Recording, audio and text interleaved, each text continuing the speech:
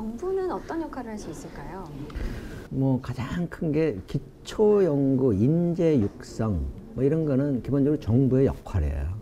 배우고자 하는 그런 사람들의 뜻만 있다라면 이제 배울 수 있도록 하는 건데, 문은 넓어요. 유럽 시스템은 문은 넓은데 들어가지만 졸업하기는 힘들어요. 독일 같은 경우는 100명이 들어가면 60명밖에 졸업 못해요. 그만큼 졸업이 굉장히 타이트하죠. 왜냐하면 정부 예산이 한정되어 있기 때문에 정부 예산의 효율적인 관리, 투자를 위해서도 문은 누구한테나 열려 있지만 자격이 되는 사람한테만 이 혜택이 돌아가도록 하는 그런 여건들을 취하고 있고, 우리는 반대죠. 대학교 들어가기는 어려운데 들어가면 다 졸업하죠. 100명이 들어가면 100명이 다 졸업하는 그런 시스템이기 때문에 아마 이제 좀 바뀔 텐데, 어쨌든 인재 육성에 대한 부분 정부의 기본적인 고유 영역이고요. 또 하나는 기업들이 필요로 하는 인재, 그러니까 대학교의 기초 교육은 이제 정부가 하지만 그 기업이 필요로 하는 인재 양성 이런 시스템들은 기업이 해야 돼요. 그래서 대기업들은 그 연수원이라든지 인력개발원 뭐 이런 기관들을 다 갖추고 있어서 자체 교육시설, 뭐 연수 뭐 이런 교육 시스템들이 갖춰져 있는데, 중소기업들은 그런 시설을 갖추지 못하고 있죠. 그러면 중소기업들이 그런 연수원이라든지 교육 프로그램들을 그 구성해서 끊임없는 평생교육을 할 수 있도록 하는 그런 인프라, 뭐 그런 쪽에 이제 정부가 이제 지원을 뭐 해줘야 되죠. 그런 거가 있고, 기초 연구에 대한 거는 사실은 연구를 해볼 수 있는 그 연구 인력들을 양성한다는 측면에서 새로움에 도전해보는, 안 가본 길을 실제로 개척하는 그런 그 경험을 가질 수 있도록 한다는 측면에서 기초 연구는 정부가 기본적으로 이제 펀딩을 해줘야 돼요. 재정 투입을 해줘야 되죠.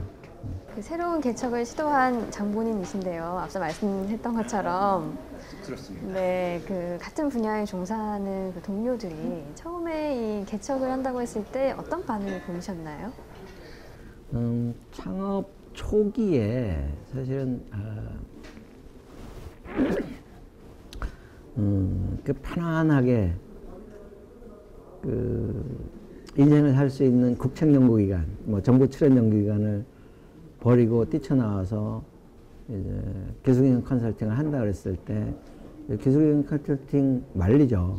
왜 그 좋은 직장을 버리고 나가냐 이런 생각을 하는데, 기술경영 컨설팅 분야는 한국 최초의 시도였기 때문에 뭐 리스크도 컸고 뭐 다 말렸죠. 그 연구소에 있어도 충분히 할 수 있는 일인데, 네 꿈을 연구소에서도 펼칠 수 있는데 왜 나가냐 뭐 이런 거죠. 근데 정부 출연 연구소 또는 국책 연구소의 그 한계가, 그러니까 분명히 장점이 있고 한계가 있습니다. 장점은 뭐냐면 충분한 재원, 정부의 지원 뭐 이런 것들이 있고, 또 연구소에 있기 때문에 연구소의 브랜드가 있어요. 대외적인 활동을 한다 그랬을 때 국가연구소 소속이라 그러면 일단 믿죠. 그런 브랜드 가치가 있는 것들이 가장 큰 강점이라면, 국책연구소에 있음으로써의 한계는 진정으로 내가 중요하다고 생각하는 일을 하기가 어려워요. 왜냐하면 정부가 해결해야 될 문제에 집중해야 되고, 정부가 해결해 주기를 원하는 그런 프로젝트에 이제 투입돼야 되기 때문에, 또 일부는 이제 어떤 관변 연구소, 그러니까 관을 대변하는 또는 정부를 대변하는 그런 이제 의견을 이제 내야 되고, 그러다 보니 뭐 부분적으로 내 꿈이 좀 다를 수도 있다 뭐 이런 생각을 해보는 거죠.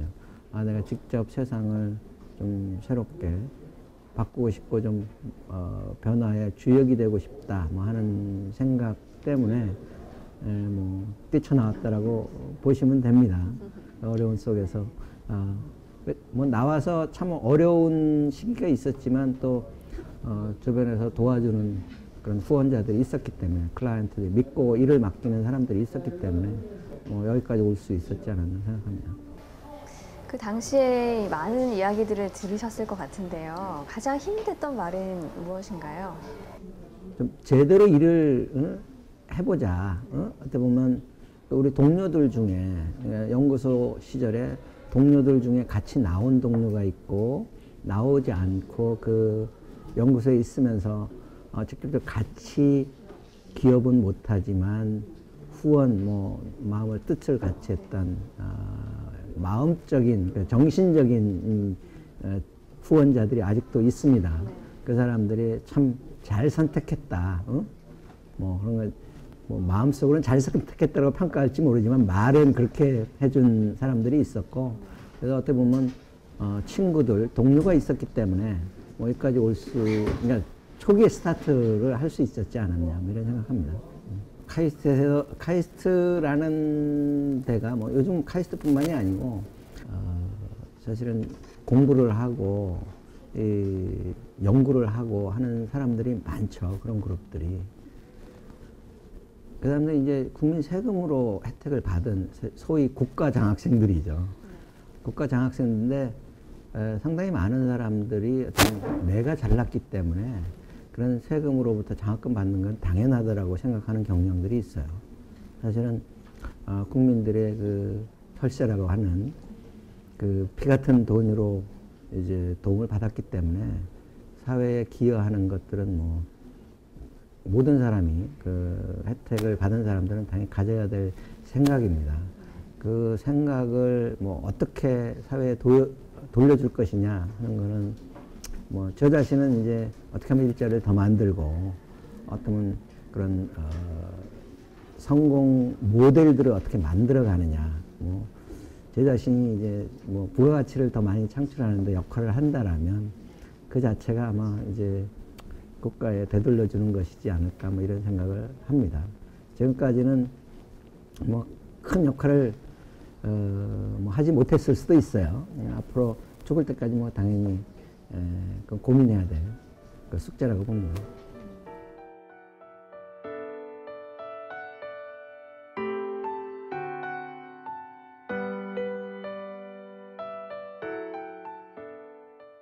자, 장소를 옮겨서 이번에는 여기 앉아서 지금까지는 대표님께서 하고 계신 업무와 관련된 이야기를 했었는데요. 이번에는 다른 이야기를 한번 해보겠습니다. 정기적으로 봉사활동 하신다고 들었어요. 어디서 어떻게 하시는 건가요? 예전에 유조선 사고가 난 적이 있어요. 그게 저쪽 전라도에. 네, 태안. 네. 유조선 사고가 났을 때 전 직원을 이끌고 가서 우리도 국민이 다 동참하는데 우리도 가서 해야 되지 않겠냐. 그때 갔을 때 직원들이 참 반응이 괜찮았어요. 젊은이들이 바쁘다는 핑계로 혹은 어떻게 해야 될지 몰라서 봉사활동을 잘 못하는 경우가 많은데요. 그런 분들에게 조언을 한마디 해주신다면요. 사실 봉사활동 하려고 찾아보면 참으로 많죠. 그걸 어떻게 주변에 동료들이 있으면 같이 묻어서 이제 가는데 그렇지 않기 때문에 좀 힘든데, 저희 회사 직원 중에는 1년에 한 번씩 저기 이제 에디오피라든지 이런 개도국에 가서 집 지어주고 이런 봉사활동에 참여하는 직원들도 있어요. 그래서 그렇게 같이 이렇게 주변에 그런 사람들이 있으면 어울려서 가면 재밌고 잘 할 수 있지 않을까 하는 생각도 좀 듭니다. 회사 차원에서는 우리가 어떤 그런 봉사활동을 좀 체계적으로 하기 위해서 자리를 만들어줘야 되겠다 하는 취지에서 지금 매월 1회씩 하고 있는 거고요. 직원분들이랑 교류가 굉장히 활발하신 것 같아요. 네. 저희 오픈돼 있고 직원들하고 얼마나 이제 호흡을 같이 하느냐 이런 것들이 이제 회사 분위기를 이제 보다 젊게 만들고 좀 소통하는 회사가 된다는 측면에서 좋다라고 생각하는데 칸막이가 없고 항상 동료의 뭐 이런 것, 뭐 가족 같은 직장이라고 보통 표현하는데 가족 같은 직장보다는 이제 동료애가 넘치는 직장, 그런 직장을 만들기 위해서 뭐 항상 노력하죠. 소통은, 커뮤니케이션은 뭐 아무리 많아도 넘칠 수는 없는 것 같아요. 근데 이제 직원분들의 입장에서는 사실은 어려운 분이시잖아요. 직원분들도 어려움 없이 소통을 하나요? 뭐 나이 차이가 있고 뭐 세대 차이가 있어서 어려움은 당연히 느끼겠죠. 제 생각인지 몰라 저는 이제 그 갭이 없도록 하려고 애를 많이 쓰고는 있어요. 쓰고는 있고 또 직접적으로 제가 이제 그 프로젝트나 업무를 직접적으로 참여하고 있기 때문에 뭐 대표이사지만 대표이사하고 이제 경영 관리만 하는 거는 아니고요. 실질적인 그 업무를 직접 챙기고 코칭들을 하기 때문에 뭐 항상 가까이 합니다. 어떤 직원이 가장 예뻐 보이시나요? 사회생활 또는 직장생활의 시작도 보고에서 시작되고 사실 종결도 보고에서 시작된다고 생각하는데 보고의 4원칙 어디엔가 이제 그 있는 거를 보고의 4원칙을 항상 책상 머리 위에 항상 붙여놔라 뭐 이런 얘기를 하는데 보고는 즉시 네? 뭐 어떤 보고해야 될 건이 생겼을 때 즉시 해라는 거 선제적으로 물어보기 전에 먼저 보고해라 뭐 이런 거고 좋은 것만 또 보고하려고 하는데 칭찬받으려고 나쁜 것도 보고해라 뭐 이런 보고의 원칙들이 있습니다. 그래서 보고는 또 디테일하게 뭐 보고를 할 때 그거 어땠어? 그러면 좋았습니다. 그러는데 좋았습니다가 아니고 어떤 내용들이 오고 갔는지 그 디테일한 내용에 대한 보고가 돼야 된다. 뭐 이런 것들이 있는데 또 질문을 잘하고 좀 모르면 이제 물어보면서 자기 주도적으로 자기가 의사결정을 이제 좀 물어보면서 하는 사람들 뭐 이렇게 떠넘기지 않고 그게 뭐 한마디로 얘기하면 좀 프로액티브한 그런 직원들.